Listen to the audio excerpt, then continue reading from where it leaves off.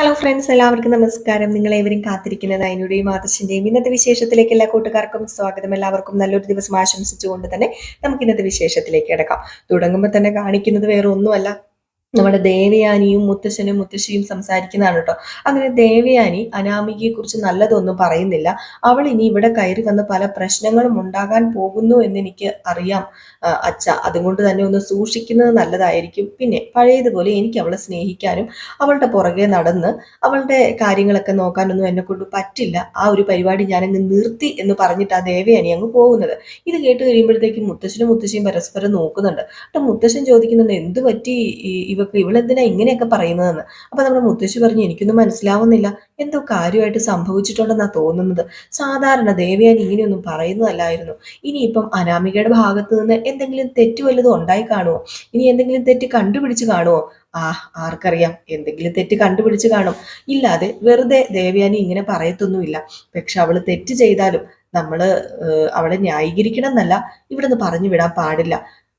അനിയുടെ ജീവിതം എവിടെ അവസാനിക്കുന്നൊന്നും നമുക്കറിയില്ല എങ്കിലും ഡിവോഴ്സ് അത് നമ്മുടെ കുടുംബത്തിന് ചേരുന്നതല്ല. അതുകൊണ്ട് തന്നെ എങ്ങനെയെങ്കിലും രണ്ടുപേരെയും ഒന്നിപ്പിച്ചുകൊണ്ട് പോകാനാണ് നോക്കേണ്ടത്. ഇതിപ്പം എന്താണെന്നറിയില്ല, ദേവയാനി പെട്ടെന്ന് പ്ലേറ്റ് മാറ്റിയത് എന്തെങ്കിലും കാണുമായിരിക്കുമല്ലോ എന്നൊക്കെ ഇങ്ങനെ നമ്മുടെ മുത്തശ്ശനോട് പറയുന്നുണ്ട് കേട്ടോ. അപ്പൊ ഇവര് സംസാരിച്ചു കഴിഞ്ഞിട്ട് പിന്നെ കാണിക്കുന്ന സീൻ എന്ന് പറഞ്ഞിട്ടുണ്ടെങ്കിൽ വേറൊന്നും അല്ല കേട്ടോ. നമ്മുടെ ജാനകി അനാമികയെ വിളിക്കാനായിട്ട് ചെല്ലുകയാണ്. അങ്ങനെ ജാനകിയെ കണ്ടതും രേവതിക്കും വേണുവിനും നമ്മുടെ അനാമികയ്ക്കും ഭയങ്കര സന്തോഷമായി. ഒരാൾ വിളിക്കാൻ വരുന്നത് നോക്കിയിരിക്കുകയാണല്ലോ പോകാനായിട്ട് അനാമിക. അല്ലെങ്കിൽ പിന്നെ അവിടെ പിടിച്ചു നിന്ന് കഴിഞ്ഞിട്ടുണ്ടെങ്കിൽ ഒത്തിരി ദിവസമൊന്നും പിടിച്ചു നിൽക്കാൻ പറ്റില്ല എന്ന് നമ്മുടെ അനാമികയ്ക്ക് അറിയാം. അങ്ങനെ ജാനകി വന്നതും ഇതാരാ വന്നിരിക്കുന്നത്, ജാനകിയോ, കയറി വാ ജാനകി എന്ന് പറഞ്ഞ് വിളിച്ചു കയറ്റുകയാണ് നമ്മുടെ രേവതി. എന്നിട്ട് രേവതി പറഞ്ഞു, കഴിക്കാനും കുടിക്കാനും എന്തെങ്കിലും എടുക്കട്ടെ. അയ്യോ ചേച്ചി, എനിക്കൊന്നും വേണ്ട, ഞാനിവിടെ വന്നത് എന്റെ മോളെ കൊണ്ടുപോകാനായിട്ടാ. ആരെ? അനാമികേനെയോ? അവളെ അതിന് ആർക്കും അവിടെ വേണ്ടല്ലോ. പ്രത്യേകിച്ച് എനിക്ക് ഇവളുടെ ആവശ്യമേ ഇല്ല. എന്റെ മോൾ ഒരുപാട് വിഷമിക്കുന്നുണ്ട്. പിന്നെ ഒരു കാര്യം ഓർക്കണം, ഈ കുടുംബത്തിൽ വഴക്കുണ്ടാകുമ്പോ വീട്ടിൽ വന്ന് നിൽക്കുന്ന മക്കളെ ദ്രോഹിക്കുന്ന അച്ഛനമ്മമാരൊക്കെ ഉണ്ട്. അതുവഴി അവര് പലതും ചെയ്തു കൂട്ടും. ചിലപ്പം അറിയാലോ, ജീവൻ വരെ കളയാൻ തയ്യാറാകുന്ന പെമ്മക്കളുണ്ട്. അതും അച്ഛനമ്മമാര് സ്വീകരിക്കാതെ വരുമ്പോൾ. പക്ഷെ ഞങ്ങളുടെ മകളെ അതുപോലെയല്ല. ഞങ്ങളുടെ മകൾ ഇന്നും വലുത് തന്നെയാണ്. നിങ്ങളുടെ കുടുംബത്തിൽ പ്രശ്നം ഉണ്ടെങ്കിൽ അത് പറഞ്ഞു തീർക്കണം. പിന്നെ എന്റെ മോളെ അങ്ങനെ മരണത്തിന് വിട്ടുകൊടുക്കാനൊന്നും ഞാൻ തയ്യാറല്ല. അതുകൊണ്ട് തന്നെയാണ് അവൾ ഇങ്ങോട്ട് വരുമ്പം അവളെ ഞങ്ങൾ സപ്പോർട്ട് ചെയ്യുകയും അവളുടെ കൂടെ തന്നെ നിൽക്കുകയൊക്കെ ചെയ്യുന്നത്. ഞങ്ങൾക്ക് ഞങ്ങളുടെ കുഞ്ഞിനെ വേണം. അപ്പോഴത്തേക്കാണ് ജാനകി പറയുന്നത്, അയ്യോ അങ്ങനെയൊന്നും പറയരുത്, എനിക്ക് അനാമികയില്ലാതെ പറ്റില്ല. അറിയാലോ, എന്റെ മരുമകളായി ഇവള്. ഞാൻ എന്റെ മരുമകളുടെ സ്ഥാനത്തല്ല, എന്റെ മകളുടെ സ്ഥാനത്ത് ഇവളെ കണ്ടിരിക്കുന്നത്. ഇവളെന്നും എനിക്ക് പ്രിയപ്പെട്ടവളാ. ഇവളില്ലാതെ അനന്തപുരി തറവാട്ടില് അതെനിക്ക് ചിന്തിക്കാൻ കൂടി പറ്റില്ല. എന്നെ പിടിച്ചു നിർത്തുന്നത് തന്നെ അനന്തപുരി തറവാട്ടില് ഇവളും എൻ്റെ മോനൊക്കെയാ. അതുകൊണ്ട് വരണം. അവൻ എന്തെങ്കിലും തെറ്റ് ചെയ്തിട്ടുണ്ടെങ്കിൽ നിങ്ങൾ ക്ഷമിക്കണം, പൊറുക്കണം. അവനെ പറഞ്ഞ് മനസ്സിലാക്കുന്ന കാര്യം ഞാൻ ഏറ്റു. അനാമിക മോളെ, നീ വരണം മോളെ എന്നും പറഞ്ഞ് ജാനകി കാല് പിടിക്കുക. അപ്പൊ രേവതിയും വേണു അനാമികയും പരസ്പരം മുഖത്തേക്ക് നോക്കുകയാണ് കേട്ടോ. അപ്പൊ ഇനിയും കൂടുതൽ ചെല്ലാതിരുന്ന് കഴിഞ്ഞിട്ടുണ്ടെങ്കിൽ, ഇപ്പൊ വിളിക്കാൻ വന്നല്ലോ, ഇനിയും ചെല്ലാതിരുന്ന് കഴിഞ്ഞിട്ടുണ്ടെങ്കിൽ ഇനിയിപ്പോ ആരെങ്കിലും വന്നില്ലെങ്കിലോ എന്ന് ഓർത്തിട്ട് നമ്മുടെ രേവതി പറയാണ്, മോളൊരു കാര്യം ചെയ്യ, പാവം ചേച്ചി കണ്ടില്ലേ ഒരുപാട് കരയുക, ജാനകി കണ്ടില്ലേ ഒരുപാട് കരയുന്നത്, നീ എന്തിനാടി നിന്റെ അമ്മായിയമ്മനെ ഇങ്ങനെ കരയിക്കുന്നത്? ആ സ്ത്രീ നിന്നെ ഒരുപാട് സ്നേഹിക്കുന്നുണ്ട്. ഏതായാലും മോളൊരു കാര്യം ചെയ്യ, മോള് പൊക്കോ, മോള് ചെല്ല്, മോളുടെ വേദന മോള് നോക്കേണ്ട കാര്യമില്ല. നിനക്ക് ഒത്തിരി ഇഷ്ടമുള്ള അമ്മയല്ലേ ഇത്. ഇവളെപ്പോഴും പറയാറുണ്ട് ജാനകി, ഇവക്ക് ഭയങ്കര ഇഷ്ടാ ജാനകീനെ. ഇവക്ക് ഭയങ്കര ഇഷ്ടം എന്ന് പറഞ്ഞാൽ ഭയങ്കര ഇഷ്ടം. എന്നെക്കാളും ഇഷ്ടം ജാനകീനെയാ. എനിക്ക് ഇതുപോലൊരു അമ്മായിയമ്മേനെ കിട്ടിയത് എന്റെ ഭാഗ്യമാണെന്ന് എന്റെ കുട്ടി എപ്പോഴും പറയുന്നത്. ആ നിലയ്ക്ക് മോളെ നീ പോ, മോളെ നീ കൂടെ ചെല്ല് എന്നും പറഞ്ഞ് നമ്മുടെ ജാനകിയുടെ കൂടെ രേവതിയും വേണും തന്ത്രപൂർവ്വം പറഞ്ഞു വിടാണ് കേട്ടോ. ഏതായാലും ജാനകിക്ക് ഭയങ്കര സന്തോഷമായി. ഇനി ഇതിൽ കൂടുതൽ സന്തോഷം വേറൊന്നും ഇല്ലല്ലോ ജാനകിക്ക്. അങ്ങനെ ജാനകി ഇവളെയും കൂട്ടിക്കൊണ്ട് നേരെ അനന്തപുരി തറവാട്ടിലേക്ക് ചെന്ന് കഴിഞ്ഞപ്പോഴത്തേക്കും അവിടെ നമ്മുടെ ദേവയാനി ഉണ്ട്. അപ്പൊ ദേവയാനി ഇതെല്ലാം കാണുവാണ് കേട്ടോ. വന്നല്ലോ ഇവൾ എന്തിനാ ഇങ്ങോട്ടേക്ക് വന്നത്? മനുഷ്യന്റെ സമാധാനം കളയാനായിട്ട്, മുടിഞ്ഞവള് എന്നൊക്കെ പറഞ്ഞിട്ടാണ് നമ്മുടെ ദേവയാനി അവിടെ മനസ്സിൽ പറഞ്ഞിട്ടാണ് നിൽക്കുന്നത്. അങ്ങനെ ജാനകി അനാമികയോട് പറഞ്ഞു, മോളെ നീ എന്തിനാ അവിടെ മടിച്ചു നിൽക്കുന്നത്? കയറി വന്നേ. മുത്തശ്ശിയും പറഞ്ഞിട്ടാ ഞാൻ നിന്നെ വിളിക്കാൻ വന്നത്, കയറി വാ എന്ന് പറഞ്ഞ് കൂട്ടിക്കൊണ്ട് അകത്തേക്ക് വന്നപ്പം ഒരു മൈൻഡും ഇല്ലാതെയാണ് നമ്മുടെ ദേവയാനി നിൽക്കുന്നത്. അപ്പൊ ദേവയാനിനെ കണ്ടതും ചോദിച്ചു കേട്ടോ നമ്മുടെ അനാമിക, എന്തു പറ്റി വല്യമ്മയ്ക്കൊരു മൈൻഡ് ഇല്ലാത്തത്? ഒന്നുമില്ല, വെറുതെയാ, ഞാനേ അങ്ങ് റൂമിലേക്ക് പോവാ എന്ന് പറഞ്ഞ് ഒഴിഞ്ഞു മാറി അങ്ങ് പോവാണ്. അപ്പോഴത്തേക്ക് നമ്മുടെ അനാമികയ്ക്ക് ഇതെന്ത് പറ്റി, ഇതെന്തോ സ്വഭാവം ഇത്, പോയപ്പോ ഒരു കുഴപ്പമില്ലായിരുന്നല്ലോ എന്ന മട്ടിൽ ഇങ്ങനെ ഇരിക്കുക. അതുമല്ല, നമ്മുടെ ജാനകിയോട് ചോദിക്കുന്നുണ്ട് അനാമിക, അല്ല വല്യമ്മ എന്നെ കൂട്ടിക്കൊണ്ട് വരുന്ന ഞാൻ ഓർത്തത്, എന്നിട്ട് വല്യമ്മ എന്താ വരാത്തത്? അവളുടെ കാര്യമൊന്നും പറയാതിരിക്കുന്നതാ മോളെ നല്ലത്. അവൾക്ക് അവളുടെ മകൻ എത്ര തെറ്റ് ചെയ്താലും ഒരു കുഴപ്പമില്ല, പിന്നെ വേറെ ആരെങ്കിലും തെറ്റ് ചെയ്ത് അവൾക്ക് സഹിക്കത്തുമില്ല. എന്ത് ചെയ്യാനാ എന്നൊക്കെ പറഞ്ഞിട്ട് നമ്മുടെ ജാനകി അനാമികനെയും കൂട്ടിക്കൊണ്ട് അകത്തേക്ക് കയറി പോവുകയാണ്.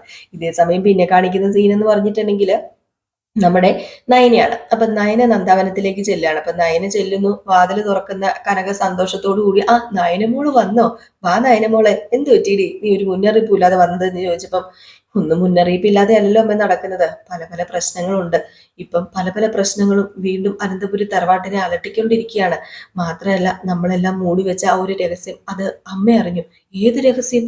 അത് വേറൊന്നുമല്ല, അനാമികയാണ് അമ്മ കുടിച്ച പാലിലെ വിഷം കലർത്തിയെന്ന സത്യം. അയ്യോ, അതെങ്ങനെ? അത് അനാമികയുടെ വായിൽ നിന്ന് തന്നെയാ അമ്മ അറിഞ്ഞത്. അപ്പൊ അനാമിക അത് ദേവയാനിയോട് തുറന്നു പറഞ്ഞോ? ഏയ്, അങ്ങനെയല്ലമ്മേ. ഈ അനാമിക പിണങ്ങി വീട്ടിൽ പോയപ്പം അമ്മ കൂട്ടിക്കൊണ്ട് വരാൻ പോയി. അവിടെ ചെന്ന് കഴിഞ്ഞപ്പോഴെങ്ങാണ്ട ഇവര് പറയുന്നത് അമ്മ കേട്ടതും ആ സത്യം അമ്മ മനസ്സിലാക്കിയതും. ഇപ്പം അനാമികയോട് അമ്മയ്ക്ക് അറപ്പും വെറുപ്പും ഒക്കെ തന്നെയാ. പക്ഷെ അനാമികനെ കൂട്ടിക്കൊണ്ട് വരാന് അനിയുടെ അമ്മ പോയിട്ടുണ്ട്. എന്ത് ചെയ്യാനാ മോളെ ആ അനിയുടെ എന്ന് പറയുന്ന ആ ചെറുക്കന്റെ കഷ്ടകാലം, അല്ലെങ്കിൽ അവന്റെ സമയദോഷം എന്ന് വേണം പറയാൻ, അങ്ങനെ ഒരു കുരുക്കിൽ പോയി ചാടിയത്. ദേ നന്ദു കേക്ക് ഇതൊന്നും പറയരുത്, പ്രത്യേകിച്ച് നന്ദു കേക്ക് പറയാതെ സൂക്ഷിച്ചോ. അവൾ ഇതൊക്കെ കേട്ട് കഴിഞ്ഞിട്ടുണ്ടല്ലോ, ചിലപ്പോൾ അവളുടെ മനസ്സും ചാഞ്ചാടും. ദേ ഞാനൊരു കാര്യം പറയാം, അമ്മ ഇടയ്ക്ക് അവളെ ഒന്ന് ശ്രദ്ധിച്ചോണം, അവളുടെ എല്ലാ കാര്യത്തിലും ഒന്ന് കൈ കടത്തിക്കോണം. അവൻ അനിയില്ലേ മെസ്സേജ് അയക്കുമ്പോൾ തിരിച്ച് മെസ്സേജ് അയക്കുന്നുണ്ടോ, കോൾ വിളിക്കുമ്പോൾ എടുക്കുന്നുണ്ടോ എന്നൊക്കെ ഒന്ന് ശ്രദ്ധിക്കണം. ഇല്ലെങ്കിൽ ശരിയാവില്ല. അതെന്താ മോളെ? ഏയ്, ഒരിക്കലും നമ്മുടെ നന്ദുമോള അങ്ങനെയൊന്നും ചെയ്യില്ല. അവനോട് വലിയ താല്പര്യമൊന്നും ഇല്ലെന്നൊന്നും ഞാൻ പറയുന്നില്ല. പക്ഷെ അവളിപ്പം ജോലിക്കാരിയുമായിട്ട് മുന്നോട്ട് പൊക്കോണ്ടിരിക്കുക.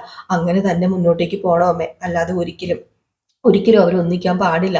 പല സാഹചര്യങ്ങളും ഒന്നിക്കാനുള്ളത് ഉണ്ടാകും. അതൊക്കെ നമ്മൾ തട്ടി മാറ്റി കളയുക ചെയ്യേണ്ടത്. അനന്തപുരി തറവാട്ടിലേക്ക് ഇനി ഇവിടുന്ന് ഒരു മകളും കൂടി മരുമകളായിട്ട് ചെല്ലണ്ട. അത് അത് ശരിയാവില്ല. നമ്മുടെ നന്ദുവിനെ വേറൊരു നല്ല പയ്യനെ കൊണ്ട് കെട്ടിക്കണം. അനി നല്ല പയ്യനല്ലെന്നല്ല പറയുന്നത്, പക്ഷേ അത് വേണ്ട. ഇനി ഒരു ആപത്തും കൂടെ സ്വീകരിക്കാനേ പറ്റില്ല. എനിക്ക് വയ്യ, അതുകൊണ്ട് പറയാ. അവളെ നമുക്ക് ഒത്തിരി വലിയ സ്വത്തൊന്നും നോക്കാതെ അവളെ പൊന്നു പോലെ നോക്കുന്ന ഒരു പയ്യനെ കൊണ്ട് വേണം കെട്ടിക്കാന്. കല്യാണം കഴിയുന്നത് വരെ ഒന്ന് നോക്കണം. പിന്നെ ഈ അനാമികയെ നമുക്ക് അങ്ങനെ സപ്പോർട്ട് ചെയ്യാനും പറ്റില്ലല്ലോ. അവൾ എപ്പോഴാന്നറിയില്ല അനന്തപുരി തറവാട്ടിൽ നിന്ന് ഇറങ്ങി പോവുക. അങ്ങനെ ഡിവോഴ്സ് ആയി പോയാൽ തന്നെ അനി നന്ദുവിനെ കെട്ടാൻ പാടില്ല എന്ന് പറഞ്ഞപ്പോഴത്തേക്കും അതത്രേ ഉള്ളൂ മോളെ. അത് തന്നെയേ ഉള്ളൂ. ഞങ്ങളും അത് തന്നെയാ തീരുമാനിച്ചിരിക്കുന്നത്. ഒരിക്കലും അങ്ങോട്ട് നമ്മുടെ മകളെ നമുക്ക് കൊണ്ടുപോകണ്ട, ഞാൻ പറഞ്ഞു വിടില്ല എന്ന് തന്നെ ഗോവിന്ദനും പറയാ. ഒരു ഉറച്ച നിലപാടിൽ തന്നെ ഗോവിന്ദനും നിൽക്കുകയാണ് കേട്ടോ. ഇത്രയൊക്കെ പറഞ്ഞിട്ട് നയന, അതെ ഞാൻ ഓഫീസിലേക്ക് പോവുക, സമയം ഒരുപാട് വൈകി അമ്മയെന്ന് പറഞ്ഞ് നയന അങ്ങ് പോയി. ഇതേ സമയം പിന്നെ കാണിക്കുന്ന അനീനെയും അനിയുടെ കൂട്ടുകാരനെയാണ് കേട്ടോ. അപ്പൊ അനി ഇങ്ങനെ പറയുക, എന്ത് ചെയ്യാനാ, നമ്മൾ കേക്ക് മുറിച്ചൊക്കെ ആഘോഷിച്ചത് വെറുതെ ആയി. ആ പണ്ടാരക്കാലത്ത് അനാമിക വീണ്ടും എത്തിയിട്ടുണ്ട്. എന്റെ ജീവിതം നശിപ്പിക്കാനായിട്ട്. എന്റെ ഈശ്വര, ഞാൻ ഇനി ആ വീട്ടിലേക്ക് എങ്ങനെ കയറി ചെല്ലും എന്ന് പറയുമ്പോഴത്തേക്കും, അവളെന്തിനാ വീണ്ടും നിന്റെ വീട്ടിലേക്ക് വന്നത്? എനിക്കറിയില്ല, അവൾക്ക് ഭ്രാന്ത്. പിന്നെ എന്റെ അമ്മയുണ്ടല്ലോ, എന്റെ അമ്മ അവളെ കൈവെള്ളയിലാ കൊണ്ട് നടക്കുന്നത്. എന്റെ അമ്മയ്ക്ക് അറിയില്ല അവൾ ആരാണെന്നും എന്താണെന്നൊന്നും. അമ്മ ഇപ്പോഴും അവള് പറയുന്ന കെട്ടുകഥകൾ വിശ്വസിച്ചുകൊണ്ടിരിക്കുക. അവിടെ സ്ഥലമുണ്ട്, ഇവിടെ സ്ഥലമുണ്ട്, പിന്നെ എവിടെയോ കാണിച്ചിട്ട് അവിടെ കണ്ടായ സ്ഥലം മേടിച്ചു, കഴുതിലും കാതിലും ഒക്കെ കിടന്ന സ്വർണങ്ങൾ വിറ്റു. മാത്രമല്ല, എൻ്റെ അമ്മായി വല്യമ്മ കൊടുത്ത കുറെ സ്വർണങ്ങൾ ഉണ്ടായിരുന്നു, അതൊക്കെ അവരും അവളുടെ അച്ഛനും അമ്മയും ഒക്കെ കൊണ്ട് വിറ്റിട്ടാണ് ആ സ്ഥലം മേടിച്ചതെന്ന് വെറുതെ പറയുന്ന. അത് അവരുടെ സ്ഥലമൊന്നുമല്ല. ഇതെല്ലാം അറിയാഞ്ഞിട്ടും അറിയാത്തതുപോലെ നടക്കുന്നത് വേറൊന്നും കൊണ്ടല്ല, വീട്ടിലുള്ളവരെ വേദനിപ്പിക്കേണ്ടെന്ന് ഓർത്തിട്ടാ. അവളെ വേണമെങ്കിൽ എനിക്കൊരു തല്ലിയിട്ട് കൊണ്ടാക്കാം, പക്ഷെ മുത്തശ്ശന്റെയും മുത്തശ്ശിയുടെ ഒക്കെ വിഷമം കാണണ്ടായെന്ന് ഓർത്തിട്ടാ എല്ലാം സഹിച്ച് ഞാൻ നടക്കുന്നത്. എന്റെ നന്ദു, അവളില്ലാതെ എനിക്ക് പറ്റില്ല. അവളെന്റെ ജീവിതത്തിൽ വന്നിരുന്നെങ്കിൽ എത്രമാത്രം സുന്ദരമായിരുന്നേനെ, എത്രമാത്രം ഞാൻ സന്തോഷിച്ചേനെ. പക്ഷെ അവളെന്റെ ജീവിതത്തിൽ വന്നില്ലല്ലോ. എല്ലാം എന്റെ വിയോഗം എന്ന് വേണമെങ്കിൽ പറയാം, അല്ലാതെ എന്താ പറയാ. എല്ലാം എനിക്ക് തന്നെ ഇങ്ങനെ വരണം. എന്റെ ജീവിതം ഇങ്ങനെയാകാൻ കാരണവും ആ അനാമിക തന്നെയാ. അവള് കവിതയും ഇഷ്ടപ്പെട്ടുകൊണ്ട് എന്റെ ജീവിതത്തിലേക്ക് കയറി വന്നത് മുഖം മൂടി ഇട്ടുകൊണ്ടാ. അത് വിശ്വസിക്കാൻ കുറച്ച് വൈകിപ്പോയി ഞാൻ. അത് എനിക്ക് അത് കണ്ടെത്താൻ എനിക്ക് കഴിഞ്ഞില്ല. വിവാഹത്തിന് 2-3 ദിവസം മുമ്പാ ഇതെല്ലാം ഞാൻ മനസ്സിലാക്കുന്നത്. പക്ഷെ അന്നെല്ലാം കൈവിട്ടു പോയല്ലോ.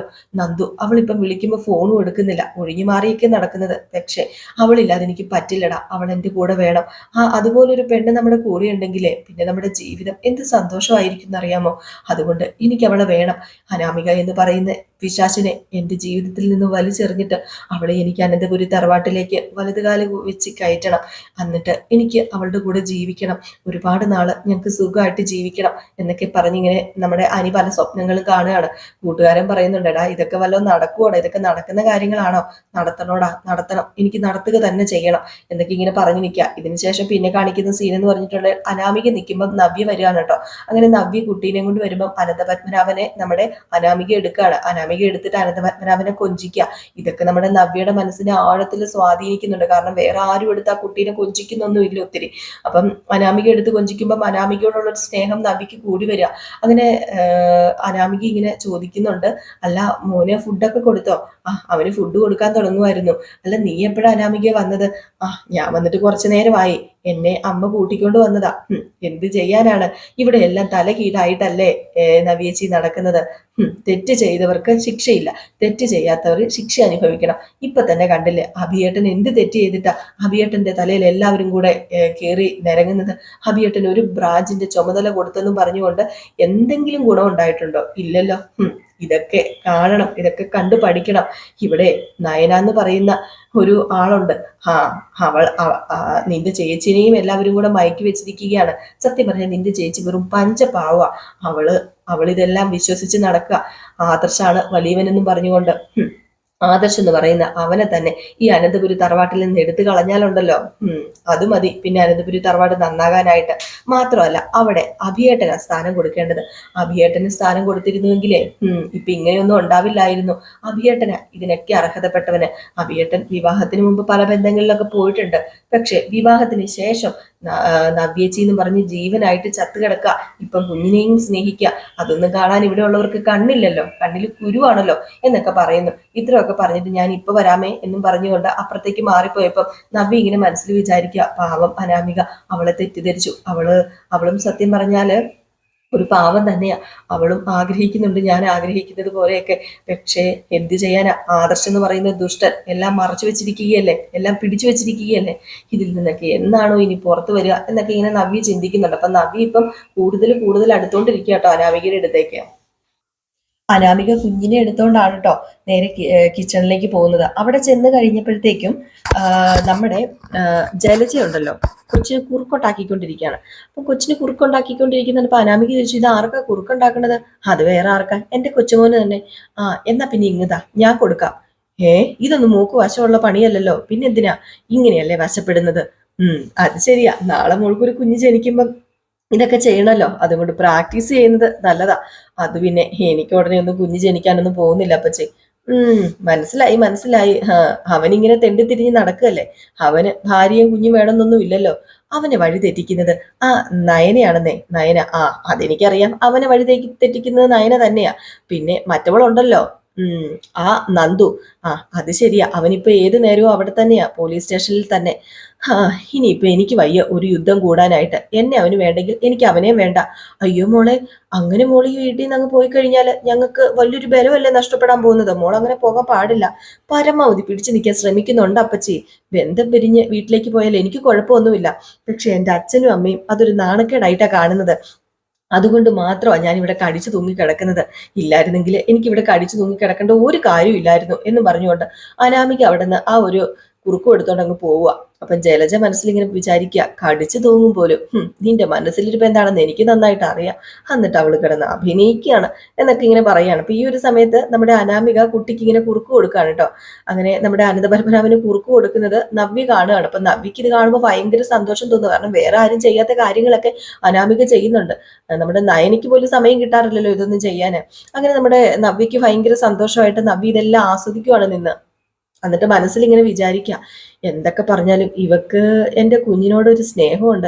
കുഞ്ഞിനെ കളിപ്പിക്കുകയും ചിരിപ്പിക്കുകയും ഒക്കെ ചെയ്യുന്നുണ്ട്. വിചാരിച്ച പോലെ ഒന്നും അല്ല. അങ്ങനെ നമ്മുടെ നവ്യ ചെന്നിട്ട് എന്താടാ മോനെ കുരുക്ക് കഴിക്കാണോ കുരുക്ക് കഴിക്കാണോ എന്നൊക്കെ ചോദിച്ച് കൊഞ്ചിക്കുകയാണ്. അപ്പോഴത്തേക്ക് നമ്മുടെ അനാമിക പറയാ കണ്ണ് കിട്ടും എങ്കിലും പറയാ ഏടത്തിയുടെ കുഞ്ഞിനെ കാണാൻ എന്ത് ഭംഗിയാ, അഭിയേട്ടനെ കൊത്തി വെച്ച പോലെ ഇരിക്കുക. അത് പിന്നെ എനിക്കും അങ്ങനെ തോന്നാറുണ്ട്. ഏതായാലും ഈ ഒരു സമയത്ത് നമ്മുടെ അനാമികയല്ല സോറി ദേവയാനി വരുന്നുണ്ട് കേട്ടോ. ദേവയാനി വന്നിട്ട് മൈൻഡ് ചെയ്യാതെ അകത്തേക്ക് അങ്ങ് കയറി പോവുകയാണ്. അപ്പോഴത്തേക്ക് നമ്മുടെ അനാമിക കണ്ടില്ലേ നവ്യേച്ചി എന്റെ മുഖത്തേക്ക് പോലും നോക്കുന്നില്ല. അതൊന്നും നീ കാര്യമാക്കണ്ട അനാമികയെ. നിന്റെ ഭാഗത്ത് തെറ്റില്ലെങ്കിൽ ആരുടെ മുമ്പിലും താഴേണ്ട ഒരു കാര്യമില്ല. നീ എന്തിനാ താഴുന്നത്? താഴരുത്. നീ ഇങ്ങനെ തന്നെ നിൽക്കണം. എന്തൊക്കെ പറഞ്ഞാലും ആൾക്കാരെ വശത്താക്കാൻ ആദർശേട്ടനും എന്റെ അനീതിക്കും ഭയങ്കര മിടുക്കാണ്. അതെനിക്കറിയാം. എന്റെ അച്ഛനും അമ്മയ്ക്കും പോലും ഇപ്പൊ ആദർശേട്ടനോട് പഴയ ദേഷ്യമൊന്നുമില്ല. അതിന് കാരണം അവരുടെ സംസാരവും പെരുമാറ്റവും തന്നെയാ ആരെയും സംസാരിച്ചു വീഴ്ത്തും. പിന്നെ പ്രത്യേകിച്ച് നയന വെറുക്കുന്നവരുടെ വെറുപ്പ് മാറ്റിയെടുക്കാൻ മിടിക്കുക. അപ്പൊ നമ്മുടെ അനാമിക പറഞ്ഞു, ഇനി ആരൊക്കെ വെറുക്കുന്നില്ലെന്ന് പറഞ്ഞാലും അയാൾ ചെയ്ത പ്രവൃത്തി നമുക്ക് മറക്കാൻ പറ്റുമോ? ഓഹ്, ഹരിയുടെ ഏട്ടനെ പോലെ ഒരു ഫ്രോഡിനെ ഞാൻ എന്റെ ജീവിതത്തിൽ കണ്ടിട്ടില്ല എന്നൊക്കെ പറയുകയാണ്. ഏതായാലും നവ്യ ഇത് കേട്ടോണ്ട് നിൽപ്പുണ്ട്. അപ്പൊ ഈ ഒരു സീനൊക്കെ കാണിച്ചിട്ടാട്ടോ ഇന്നത്തെ വിശേഷം അവസാനിക്കുന്നത്. അപ്പൊ എല്ലാവരും കാത്തിരിക്കുക അടുത്ത വിശേഷത്തിനായിട്ട്. അപ്പൊ അടുത്ത വിശേഷവുമായിട്ട് വരുന്നവരെ എല്ലാവർക്കും ടാറ്റാ ബൈ ബൈ. ഒരു ലൈക്ക് അടിക്കാൻ മറക്കരുത്. അലീനയുടെ വിശേഷം നമ്മുടെ റിയൽ സ്റ്റോറിയിൽ ഉടനെ തന്നെ പോസ്റ്റ് ചെയ്യുന്നതായിരിക്കും കേട്ടോ. Bye bye.